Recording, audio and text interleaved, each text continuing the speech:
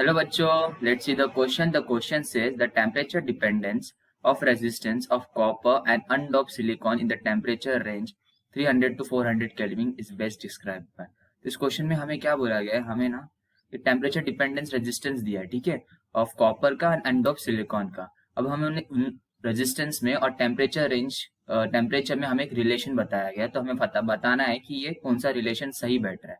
ठीक है, तो इस क्वेश्चन का की कॉन्सेप्ट क्या होगा. की कॉन्सेप्ट हम जैसे जानते हैं मेनली कंडक्टर्स के लिए रेजिस्टेंस का जो वेरिएशंस होता है विद टेम्परेचर, उसका फॉर्मूला क्या होता है. तो वो होता है R is equals to R not 1 plus alpha delta t. ये मेनली फॉर कंडक्टर्स के लिए होता है, ठीक है, फॉर जो टेम्परेचर डिपेंडेंस में रहता है.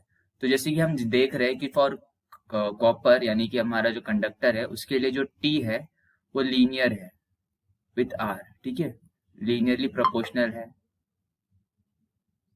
तो ये अगर लीनियरली प्रोपोर्शनल है तो मुझे पहला मिल गया कि मुझे जो मेरा कॉपर है वो लीनियर डिपेंडेंट है रेजिस्टेंस पे.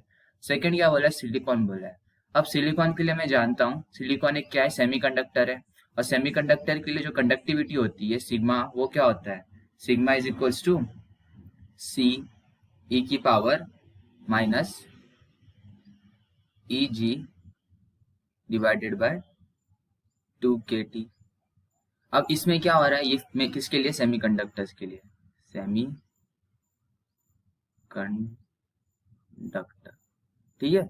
तो इसमें क्या दिख रहा है कि जो मेरा कंडक्टिविटी या फिर रेजिस्टेंस है वो किससे डिपेंड कर रहा है, वो एक्सपोनेंशियली डिपेंड कर रहा है, यानी कि ई की पावर समथिंग पे डिपेंड कर रहा है. यानी कि ये क्या कौन सा ग्राफ बनाएगा, ये एक्सपोनेंशियल. ये क्या होगा, एक्सपोनेंशियली इंक्रीज करेगा या फिर डिक्रीज करेगा.